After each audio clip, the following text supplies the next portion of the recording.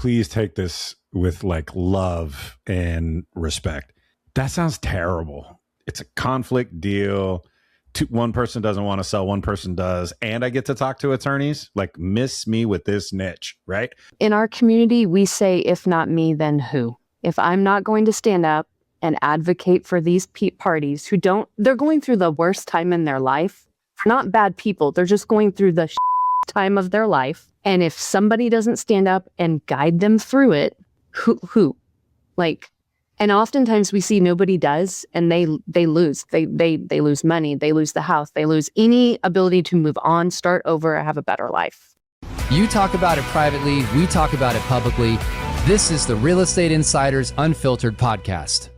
Welcome again to the Real Estate Insiders Unfiltered podcast. I'm your host, Dwiggy, along with Mr. Crazy Uncle Keith. What up, Dwiggs? You know, Friday, we color matched, we coordinated. I'm easy to coordinate with. We are. We went into this being total goofballs and came out of this actually loving this podcast. Yeah, better humans, really.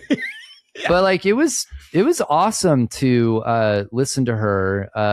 So we had Megan O, she's a team lead, eXp Realty. Keith, just tell them the background, because this was such it was actually almost inspirational in a way for like the God's work that she does. Yeah, so. You are correct. She talks to us about how she went from a paralegal to a top agent in Dallas, Texas, how she found her niche, which is very interesting, and the motivational part that James is alluding to. The importance of going from generalist to specialist, the power of passion in your business, her desire to help people was what was really, really motivating. She specializes in clients going through divorce. So if you think about a difficult real estate transactions, those are usually the most difficult. And she is running towards those, not away from them like the rest of us do. She really does give us a master class in anchoring into the human component of residential real estate, why what we do matters. And that if you can go after things that other people are afraid of, you can usually get your unfair share. So, and then the passion piece, if you got to be passionate about it or it never work. So put this one in your ears, kids. And hey, why don't you tell us in the comments what you're passionate about? Because let's be honest, the industry needs more of that. Put it in your ears, kids. Hey guys, the industry certainly isn't lacking advice or opinions. Lord knows you get enough of that on this show. But with all the change brings opportunity, and businesses willing to evolve are the ones that are going to grow. What actually makes the difference is knowing what to do next and having the systems to follow through. That's what Zillow Unlock is built for. This isn't a conference where you leave inspired and then go back to doing business the old way you did before. You'll get insights powered by Zillow's more than 200 million monthly users, playbooks from agents running high-performing businesses, and hands-on sessions designed to help you build the systems when you get home. Crazy Uncle Keith and I will be there, so come join us at Zillow Unlock 2026. This is where the industry's best and brightest come learn how to supercharge their business. Secure your ticket today at unlockconference.com and use discount code REIU20 to get 20% off your ticket. Secure your spot today before prices go up. We'll see you there. Megan, welcome to the show. We are, first of all, viewers, listeners. Yeah. It is Friday. Oops. When we are recording this. Keith and I called each other to match our shirts. First of all, as the audience knows who watch this show, I wear the same thing every day. So if you ever want to match me, you know how. Anyway, keep going. We told Megan, who thankfully showed up today because she's regretting her decision, that it is Friday, and we've been laughing, all three of us, hysterically in the green room today. So you all are in for a fun show. She is absolutely classing up the joint. If you're just listening, James and I look like, the required black t-shirt. She looks presentable, professional. Thank you. Great. You're welcome. Yeah. I'm going to wear white tennis shoes later and see if my wife says something about my look with blue jeans. So let's see where that one goes. Anyways, there's that. Megan, so enough about us. We're actually really excited to have you for a lot of reasons. We've started moving the pod down a very specific niche in the market. And, I know you specialize in that. We're going to talk about that a little bit, what you do. Yeah. Let's start with your background. Give them, just a little bit about how you got into this crazy industry and ended up on this show. But we'll start there, and then Keith will probably have some follow-ups on that, and we'll do rapid fire like we normally do. So we want to get that information out, and then we'll dive into all the cool stuff you're doing. Awesome. So, well, thank you. I appreciate you guys having me on. Thanks for being here. Excited to have you. Awesome. Yeah. Well, I'm in the Dallas market, and I got licensed as an agent in 2016, went out on my own in 2018, went to Keller Williams, then Compass, and now I'm at EXP. And before becoming a real estate agent, I worked as a paralegal for real estate attorneys and litigation attorneys for about 18 years. Yeah. That sounds fun. Oh, yeah. Well, I got questions. Oh, yeah. I'll just let you two talk. I got questions. But keep going. Go ahead. Keep going. So got licensed in 2016 and then full-time left the legal profession, went into business pretty quickly, found out this is what I want to do and started to build a business. And a couple of years in, started to build my team. And now here we are in 2026 with a team. And we're servicing the Dallas area and north of Dallas, Collin County area as well. Nice. Okay. So I got a question. Yeah. So you're a paralegal, you're doing all of that, right? Well, with real estate attorneys, by the way. Right. Let's not leave and that then out. you still thought maybe real estate? Like what was that like as you transitioned from, the legal side of don't hold back this industry to, look, I love this industry. There's really no other place that I could be. But it's the land of fruits and nuts, right? Like it's crazy over here on the real estate side. So what was that like going from, the attorney's office to the real estate industry? Oh, yeah. I love that question. I do get asked that a lot by my clients by other agents. So in 2008, I had been working for litigation attorneys doing just business litigation and asbestos litigation, very boring type stuff, right? But we all know what happened in 2008, and the HR said, "Hey, there is an opening in real estate, and they desperately need help. Go up there," which was another floor. So I went up to another floor and started reading real estate contracts, and this was basically the servicers who had gobbled up the assets from the banks that had gone under and were foreclosing on them, and then doing REO, real estate owned workouts. This is all of the legal stuff entailed with that. And I fell in love with that stuff, ironically, and really enjoyed reading the contracts and learning how the attorneys structured these deals. We sold everything from mega malls to little tiny gas stations in Louisiana worth nothing, right? We did the foreclosures in Texas, and assets were all over the 50 states. It was some of the coolest legal work I'd ever done. And then in 2012, I moved to a smaller firm that had just partnered with a hedge fund out of the Northeast to buy properties in Texas, single family properties, and turn them into a portfolio that they could sell. So this was kind of the height of the buying season in Texas. Sure. And so they acquired and amassed about 1,000 properties between the metros, so Houston, San Antonio, Austin, Dallas, over about a 3.5-year period. And I ran operations for this. So it was like getting an MBA in real estate, right? Yeah. There was a broker that came in and just sat in the office and ran, and she did all the contracts, and then we'd acquire the property. And now it's my job to make sure the rehab department has it, and then make sure leasing gets it out of rehab and puts a tenant in it. And then I'm with the attorney putting all the reporting together to go back to the hedge fund so that they can figure out what we own and what its value is. And they later sold it for 3 times its value to Blackstone, which was a very yeah, I know. They don't like real estate at all. No. Very fun experience. On the operator side, we kind of got cut a little bit on what we were supposed to make out of that deal, but that's kind of how it works.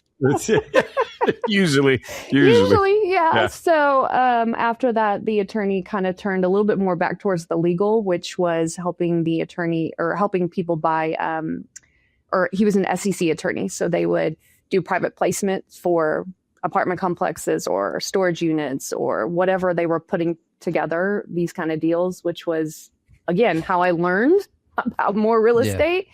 The craziest part of that journey came towards the end of my time there, when these clients would call. They were the buyer or the seller, typically a buyer, after they'd purchased the property, so let's say at a 100-unit apartment complex, and they would call our office saying, what do we do now? How do we collect rent? What do we do? Yeah. And, so they were ready. And I'm like, where's your agent? Because I saw what they got paid. So where are they? And of course they're calling me because I'm cheaper than the lawyer to answer the question, which I didn't answer. I said, go back to your real estate agent. And that started me on this journey of going, maybe I should get a license. Right? And here you are, top of the world. Right? Look at you. And here I am. I've gotten a license, and then just after I left, a few months in, I was like, yeah, this is what I'm supposed to do. It was that advocacy piece for me. That's one of my core values. Yeah. And being able to advocate for the client to help them, get where they want to navigate. And I thought I might go commercial, but once I got into residential, no, this is my jam. And then was it we'll get back to my part of it. The human part. But what's the fascinating thing about this? We say this often. We ask this question. Everybody enters this profession from such different angles. So and for your where you were to coming into it is fascinating. I think what Keith was trying to allude to nicely was our industry has a lot of people in it who don't know what they're doing half the time, which makes sense why you come in to do that. But at the same time, I know when you talk to a lot of top producers, they get very frustrated how they'll make the comment, which you hear all the time. I end up doing both sides of the transaction for half pay. I just jotted in my notes. Maybe we shouldn't, how I'm always railing about unprofessional agents. Maybe we shouldn't get rid of shitty agents, because how many times have we heard, I had a terrible experience with a real estate professional, and that's why I got into real estate. I mean, it's maybe 20, 25% of the time. Probably. It's interesting that people have an experience with our industry and think, I can do better than that. And often, not always, but often turns out, you're right. You can. Yeah. So glad you're here. Yeah. Can I take that a little further? What you just hit on? So sure. So I worked for attorneys, right? And attorneys would not perform work without a contract and a retainer, right? Then they perform work. Right. So I get into real estate. I don't know what to do. Y'all teach me, give me some training, right? And I'm like, okay, I'm going to sit down and have a consultation and sign a contract. And then we're going to go show some houses. That's not what the industry did. And I was like, I'm going to do it this way. 1, because I don't want to be sued. 2, I want to be paid. Yeah. And 3, it's the right way to do it. And that's how I've always run my business from day one. So you take a retainer? No, not a retainer, but I was like, dang, go ahead, girl. I was like, wow. Okay. No, but you haven't signed it. You sign an agreement with them before you can do work for them. Right. So for you, the settlement was just like, why are we not been doing this for the past 30 years? Yeah. It was like, duh. Yeah. Okay, let's get to rapid fire, because we're already getting into how to do real estate better. All right. Favorite book or podcast this year ever? What should I listen to or read based from Megan O? I'm going to go with T. Harv Eker's The Secrets of a Millionaire Mind. And I reread it every summer. So I haven't read that in a long time. Yeah. That's a good one. Yeah. I really like how he breaks down the concepts, and you can go in deeper and really just pick one to work through and go, okay, I'm like having trouble receiving right now, right? Like I need to be able to receive and open my mind to that. And it will help expand your universe. Yeah. That way. That's a good one. I really like that book. Classic. Yeah. All timer. Yeah. It's a good one. All right. Minds, if you could have lunch with one person, current historical, who would it be and why? It would be Larry Kendall, who wrote Ninja Selling, because I'm a ninja and I would love to pick that apart and figure out just what all he's learned from working with so many ninjas and seeing it grow over the last several decades. That's a good one. That is a good. No one said him before. No one has not. That's solid. That's a good one. We've had some interesting ones recently. Actually, like the past 3 or 4 that we've had recently. It's a lot of new ones. A lot of new ones. I think people are starting to prep for the question and going into the racks. They're like, I'm not saying, Elon, I'm going to find someone better. Well, we had somebody just finally come out with Donald Trump, but he prefaced it for like about 3 minutes before he gave the answer. And I was like, just get it out. We know what you're going to say. Like, do it. This could be controversial, but it would be an interesting watch. Yeah. All right. So before we get into your niche that you've really dove into and have done some amazing stuff with. Just for the listener, just frame up your team structure. How many people? Yeah. Do you have buyer's agents? Just break down your team for us just real quick. Sure. It is small but mighty. It is me. I'm the only listing and buyer's agent dedicated. I have an operations manager. She's allowed to do 4 to 5 of her own sphere a year. So it keeps it low, and she runs the operations of the team, and she's licensed. Okay. That's it. Okay. So you have basically you and one licensed assistant. What about, do you have an escrow coordinator, or does your licensed She does assistant? all of that. She does all that. Okay. So it's just the two of you. Mm-hmm. That's awesome. Yeah. Low Great. overhead. Yeah. Yep. Smart. Yep. Okay. Well, let's dive into one of the main reasons that you're here. So I'm going to get this wrong, but we're going to go really deep into this topic. So you hold the Certified Divorce Real Estate Expert designation from Alumni, I get it right? Alumni Institute. Damn, Alumni Institute. Damn, I tried to prep myself for that. So like now we got that. Give us the backstory. Like, how did you get into the certification? Why? At what point did you go, I know the easy way to be successful at real estate? Work with divorced clients. Like, how did you, I get you have a legal background, but still, like, tell us about that. Where'd that come from? Yeah, where'd that come from? Okay, so the first year into business, just me, and I did 12 units, all listings, and enjoyed it. In the second It's really year, good, by the way. Yeah, solid. while dealing with 3 kids at that time. The second year, I had the 4th kid, and got the first divorce referral from a paralegal at a law firm that I knew. And so I thought in that very first one, it was a luxury, and I hadn't done luxury yet. So I partnered with an agent to help me on that side. And she kept saying, I don't understand what the lawyers are saying. And I'm like, I do. I know what they're saying. Let me handle that. It was highly contentious, right? And we got it listed. Sold. Divorce? Oh, yeah. Imagine that. The divorce was highly contentious. So I don't know, all of mine have been. Never mind. We were the. I knew you were going to go there. We were the third agent. They had tried to sell this one multiple times before with no success because the agents couldn't deal with the conflict of the parties. And I say we because I did co-list it, and we got it sold. And then I started saying, I need more like this. How do I? And it naturally started to lead to referrals from clients to other people and then to an attorney. And in 2021, I got a case where both attorneys told me, the husband and the wife told me, that the husband was probably mentally unstable, which he was. And I had a lot of people saying, be careful for your safety, which we were following all the safety rules. I never went to the property by myself, but he was. And that's when I said, I need more training. I need more. I need to understand the human side of this. I can get the transaction. I know what the lawyers are doing.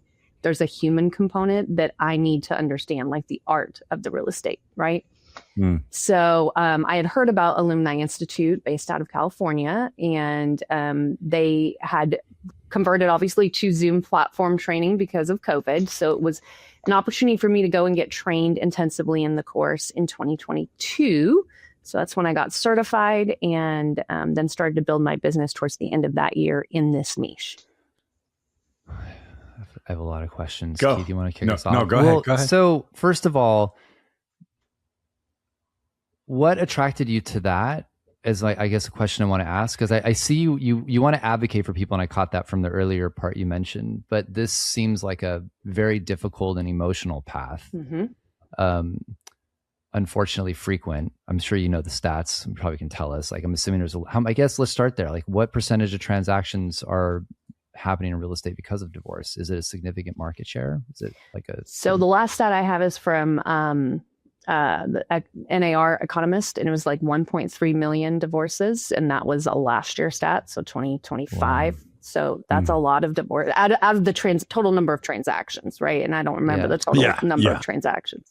So it's a high percentage. I don't know that it's half, but it's a high percentage that are divorced. And then I'm assuming a lot of this comes from referral from lawyers. Is that who you like? Is that where you're networking? Like you're networking with them because you're getting referrals? Is that right? Is that a first? Yeah. Let me go back and answer your first question, then I'll answer your second one. Yeah. So why did I pick the Alumni Institute? Because there are a couple designations out there to help you get more versatile in this niche.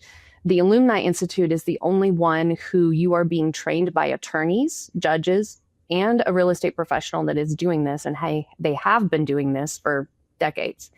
Now, and that was in 2022, now there is additional CDREs who've obviously been in the program for a handful of years that are also teaching students who come through the program now. And that is a big eye opener because you're getting a real person in the field doing this work, teaching you how you implement what you're learning.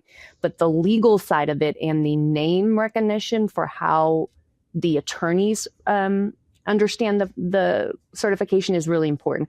When we can sit down and explain to them that we are trained similarly to how they are trained in their world, that creates an automatic respect right there, that we are not like other agents. We are a certified divorce real estate expert. We are trained similarly to them. We have standards for getting into the program. We have training that goes to how do you be an expert on the witness stand. So when there is conflict, the parties don't show up to allow a showing in. They refuse to sign a contract. We need to be able to come to court, present all those facts, and we need to be a reliable witness for the attorneys. Otherwise, we kind of kill their case, and they won't want to work with us unless we're trained to do that the correct way. That's fascinating, and yet so common sense on every level of what you're talking about. Keith, I can see you want to ask something. Well, I'm just, I guess, is there like somebody listening is going, okay, well, like I didn't have 16 years as a paralegal. So, right. Like what's the right temperament or skill set? Maybe if you didn't have that, someone listening is like, I want to find a niche and get rich, right? Like I like that idea and I'm pretty good at conflict and mitigating it. Like what's the right skill set for an agent to go after this specific niche to be successful? Great question. Most of our CDREs, the avatar for them they are advocacy, growth centered. A lot of our people come from backgrounds like law enforcement, psychology, teaching, education. They have a passion for wanting to guide the parties through this process while educating the attorneys on the real estate component of the case, which they do not know anything about. And that's why this is twofold, not just being good at the real estate, but you have to be able to educate the attorneys on why this real estate thing matters. And you have to be able to navigate that complexity of the emotions in the case. What happens if an agent tries to do this and they're not, take the certification out for a second, but they're not properly trained on this? Like what are some of the consequences of trying to involve themselves in something that's very sensitive and, confrontational and et cetera? I mean, that's obviously part of the training, I'm assuming. Yes, it is. One of the biggest things is a loss to the client's equity. So the party's divorcing because the agent isn't experienced in how to navigate the conflict. And we may not even get to that point. They may first have the problem of the parties don't agree to the list price, so they won't sign the listing agreement. You can't even get past that. Then how are you going to get to getting the property on the market for the right price, let alone what do we do when the property's in really bad disrepair? Do we sell it like that? Do we make improvements? What do we do? So most agents just don't know how to get past the disagreement because in traditional real estate, both parties usually want the same thing, right? Even if they're kind of saying it different, they both want the same goal. In this case, most of the time, somebody doesn't want to sell the house. Somebody's being forced to sell the house. Maybe they also are going through a lot of other things in their divorce case that are impacting their emotions, and they're not going to cooperate, right? So our training really teaches CDREs as certified divorce real estate experts to be neutral, to listen to both sides, and to come up with a method or a problem or a resolution that will help them get to the conclusion, because we're here to get them to the end. That's our role. Megan, can I ask you a question? Yeah. It's just you and me. Okay. I'm just going to be really honest with you into this microphone, and I please take this with like love and respect.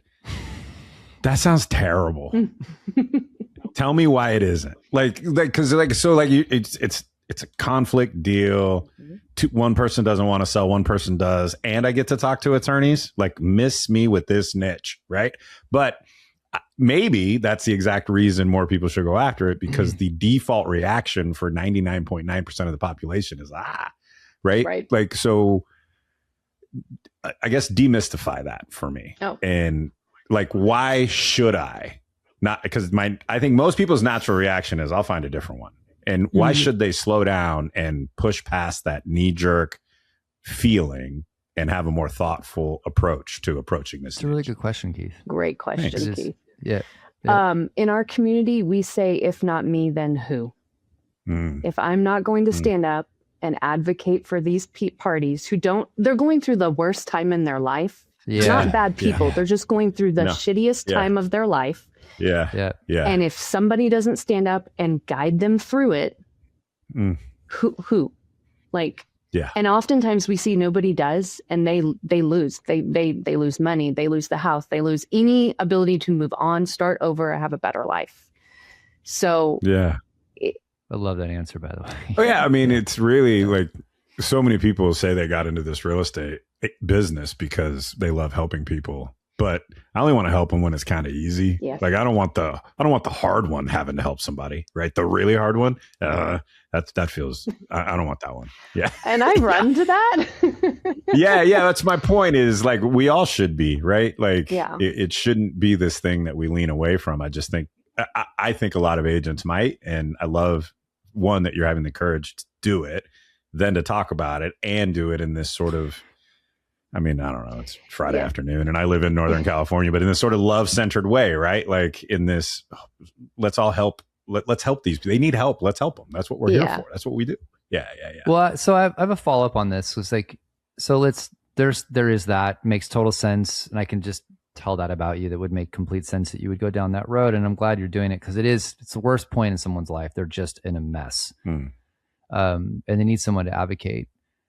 I'm going to swap this around. So I'm assuming in this line of business, because I kind of was leading to that earlier, but you're networking with lawyers. I'm assuming, is that the primary source for business, is lawyers, because they're going to a lawyer first to get divorced, and the lawyer's like, we need to bring in somebody to help sell the property, and there's a specialist. So, but my brain's going, okay, so you're networking with them, you do a good job, you become their go-to, and I'm assuming it becomes kind of this sort of constant stream of opportunity. Is that a fair statement? Correct. Yeah. So this niche is also a niche that really can help you have consistency in your business and control your time, so you can have that work-life balance, right? These all are motivated sellers.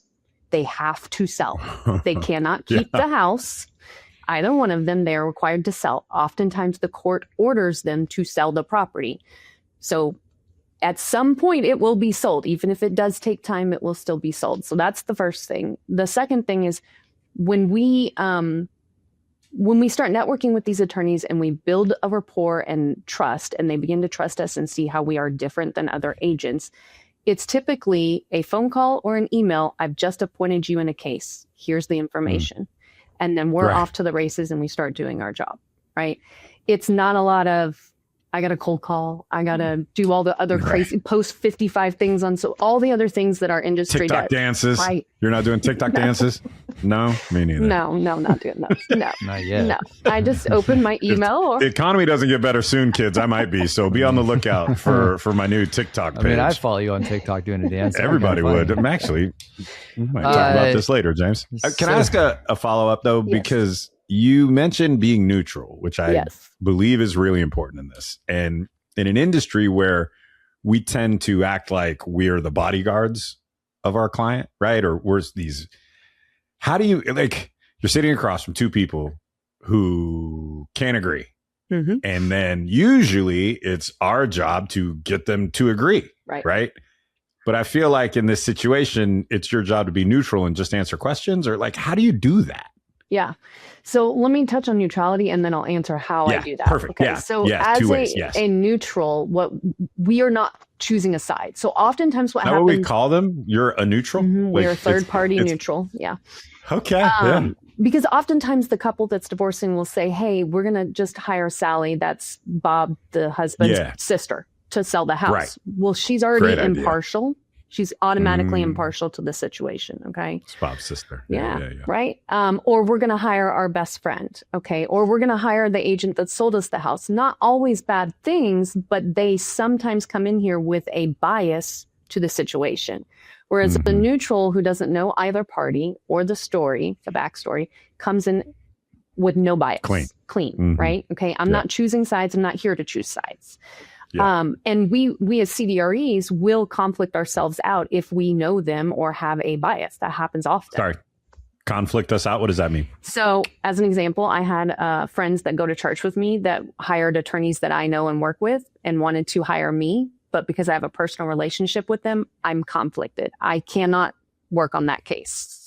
Yeah, I knew. I just want to make sure the audience knew. Keep going. You're doing great. You're good. I did a really good job of making the for people who didn't see it on YouTube. It was like you did great. Yeah. James knew too, by the way. Okay, so how do we get them on the same page? And this again, it comes to our training How do you get them on the same page and stay neutral? That's the part that I'm sort of stuck on, right? Like, yeah. Great question. And there's two components. So our techniques really in our process automatically separates them. We don't put them in the same room. We don't put them on the same Zoom, right? They're going to eat each other for lunch anyways. That's the first thing we don't do. Smart.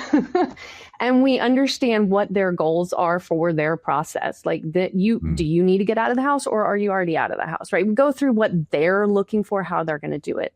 We get what they want by staying neutral, just listening. Like you said, listen for everything. Okay, great. You want to list it at 500,000 and you want it to be sold in a day. Great.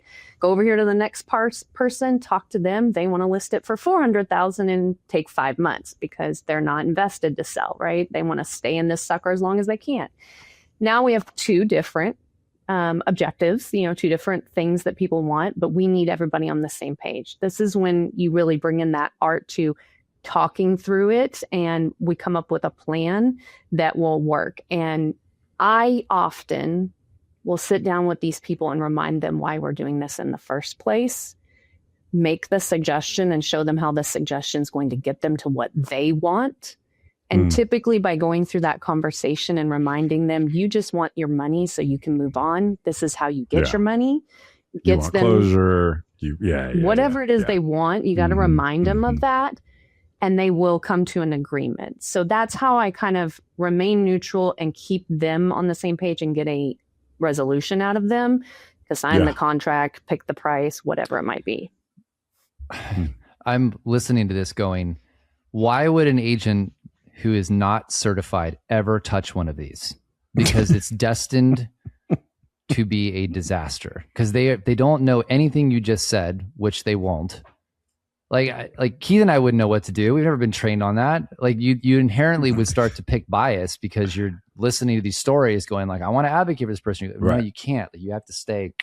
Right. So I guess that's a question also. Agents, do agents refer business to you as well? Or they should be doing that more? Like, how does that work? They should. They should be doing that more if they are truly feel like they cannot serve in this role and cannot do everything that's needed to be. We also want to understand that not every case has high conflict. Some are very amicable divorces.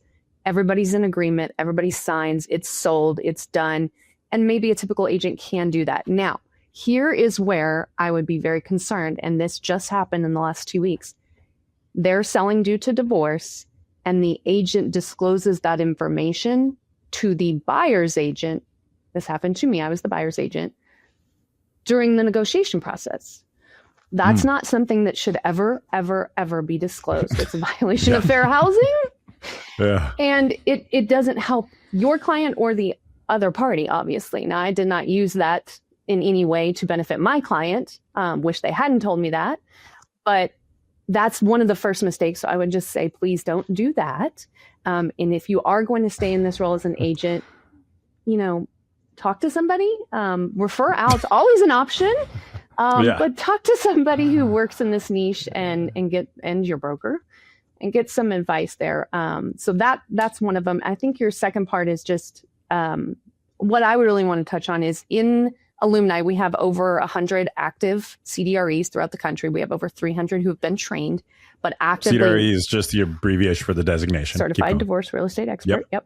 Keep going. And the ones in the field, they're all over the country. So you can find somebody in your local metroplex or maybe the next closest metroplex and talk to them about this. Maybe that's your referral source, or maybe this is something you want to get into because you have a passion for serving in a community like this. So I got a more like back to the deal sort of tactical question. You gave us really good insight into how to manage and navigate the client and getting to the listing. How do you navigate and manage the agent on the other side? You know, when they're writing offers, you mentioned one person said, yeah, they're going through a divorce. You shouldn't say that, right? Like, how is it different in the communication style and the process after the listing and then sort of through the transaction? Are there ways that you have to do it differently? It does depend on the nature of the divorce. So are they already divorced and we have final orders, or do we need a sale to be approved by a judge? You know, where are we at in their legal case will tell me how much time I need to have to review offers. Oftentimes I give an expectation that there won't be a review of offers for at least 24 hours, just so I can set a beginning expectation. If there needs to be more time because I have to go to court and get something approved, then I'm going to say we need 2 or 3 days. And typically there are multiple people involved in this sale. So I have to talk to each person in order to get this approved. You know, I need some more time.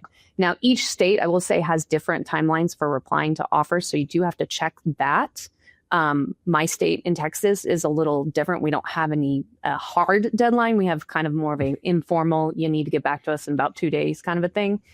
That sounds real Texas. Yeah. That sounds real Texas. California would be 2 months, but you're fine. Yeah. And then two extensions if you need them. Right. And so we give that expectation up front. Oftentimes in our offer suggestions or offer success, we're going to need 24 hours to respond to you, that kind of a thing. Then when we start negotiating repairs, we set an expectation early that we would like to see that request so many days out from the deadline. If we don't get it, we might request an extension of the deadline so we have enough time to reply.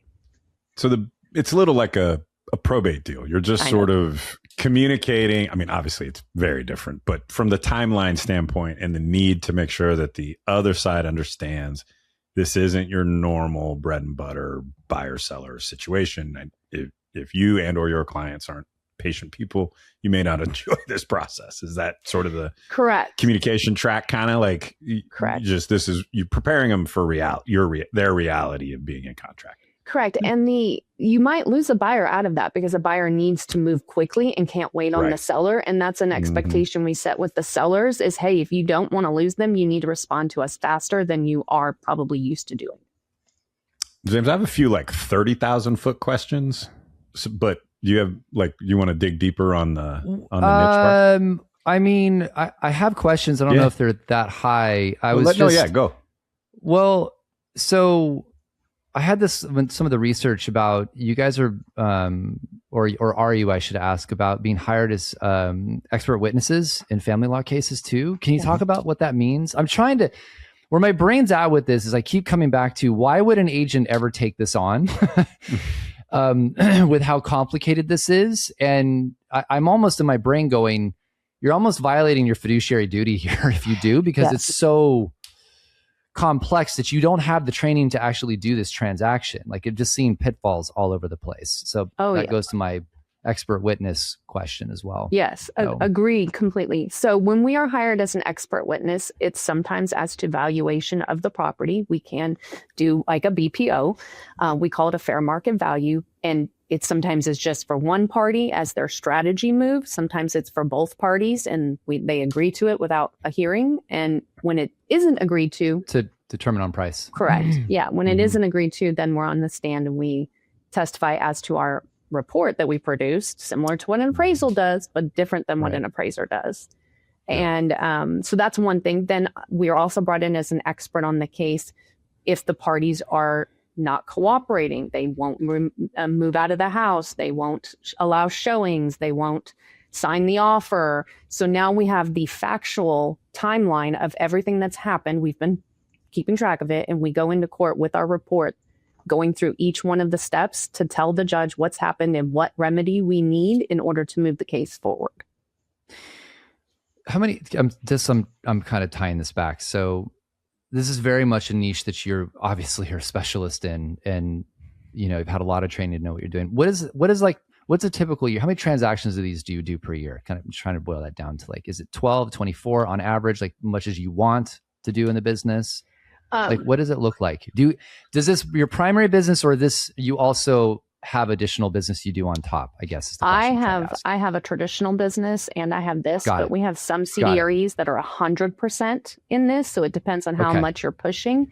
It's half of my business right now, so 50%. And that just hit this year. Last year I jumped to 37%, and before that I was running 10 to 20. So the longer you're in relationship with the attorneys, the more your niche grows. But it's consistent. You're just consistent. It is a consistent. You're not paying Zillow 40% referral fees out. You're doing your own. Well, and the phone rings and you get a listing. Correct. Right. I way oversimplified that, because you get a listing that has some tenseness associated with it. It's going to be a process, but the phone rings and they're usually, I assume, not interviewing 3 agents and all that. It's just, Megan, 123 Elm Street is yours. Get to work, right? Correct. Yeah. So from a lead gen standpoint, that's the holy grail, right? Correct. Where phone rings, get listing. That's beautiful. Correct. Do you expect this to go? Are you headed towards making this your full business opportunity? Is that where you're going with it? Yeah. Okay. For me, it'll take a handful more years. I still have a young family, so I'm trying not to do this too fast. Yeah. You don't want to get divorced. No. I'm just kidding. It's just a joke. It's just a joke. No, I love my husband. No. Good. I had a follow up to that, Megan, which I wasn't going to follow up to Keith because it's Friday. Sorry, everybody, for Keith's. It's funny. She's fine. You're the only one turning red. Okay, I have a follow up question. Not on that. An agent says, although he might. No, thanks. I'm good. Megan, you've convinced me. Where should I start if this is the niche I want to get into? Great question. I would tell them to go to the alumniinstitute.com/directory, find a local CDRE in their area, and just have a conversation first. Take them to coffee. Have a conversation. After that, if you feel like you want to move on, you would go and apply. Okay. We'll link to that in the show notes if anybody's curious. I got one more, if you're okay with it, James, and then... Yeah. Okay. Yeah, you're good. Yeah. I think agents have this preconceived notion that if I find a niche, it's going to cost me business. Yeah, I don't want to get labeled as the divorce specialist or the investor agent, and so they try to be a generalist because they don't want to ever lose a deal. And my personal belief is you actually are losing more deals by being a generalist. You need to be a specialist. And then sure, when you have a normal, air quotes, normal, friend who wants to buy or sell, you still go do that. But what would you say to an agent who is sitting on the fence about any niche and really going after it? What advice would you give them? How would you encourage them? Or would you just unpack that for us as someone who's sort of several chapters ahead of them in the niche playbook? What would you say to someone who is thinking about any niche? Yeah. If you're passionate about something that you see can become a niche, I would say go for it, lean into it, and maybe gradually build it up to make it more of your business. I don't think you label yourself as just doing this. And I don't just walk around saying I'm a divorce agent. It is in my branding, but I'm not out there. I'm just a real estate agent. I'm in real estate, right? That's how I talk. And that will still naturally get me clients, in my natural things that I do all the time. But this also sets us apart. When you do a niche, you are set apart as an agent who is a generalist, and you become somebody that the community or that person is really relying on as a resource. You are an expert. You're an expert in farm and ranch. You're an expert in horse farms, if you want to go that far, whatever it is. So you become somebody that everybody goes to for that thing. And and then you also get the other business just by being a good human. What I love about what you said, because you started with find something you're passionate about, right? And that really, I'm not into horses. I think they're beautiful, and I think, I'm not either. Well, you pay for a few. But Sure, I want to do horse rent Really property not. because it's at the top end of the sales price or whatever. But like, if you're not passionate about it, you will not be successful. And so starting with what you already have an inherent interest in, and then leaning into that and having that be a segment that you specialize in, I think is really, really wise. It's also the way that you prospect. And what I mean by this comment is like we've met all sorts of incredible people, and it is a privilege for Keith and I to interview all these successful people in the industry. It's actually one of the things we love about our job. Yep. And what we find is that most top producing agents, they have a niche, and it doesn't mean it's a specialty. Like I'm only working with divorced people. Like I think about agents who are like, their specialty is retention of clients. Like as an example, they are so good at staying top and front and center with their past clients, with holiday events and neighborhood parties and pumpkin patches. And like, you hear this stuff just going, that niche is just relationship in that particular regard. Right. Yeah. Like your sphere, like you want to start with a niche. I'll say it like you cool kids. If you want to start with your sphere of influence, how about you work that the right way? You knuckleheads. Correct. Right.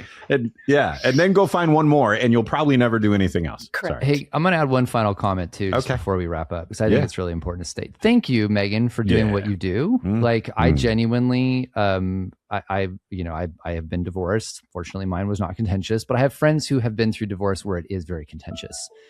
And that sucks. And it's emotional and it's elevated emotions. And there is nothing rational about going on half the time except just tit for tat.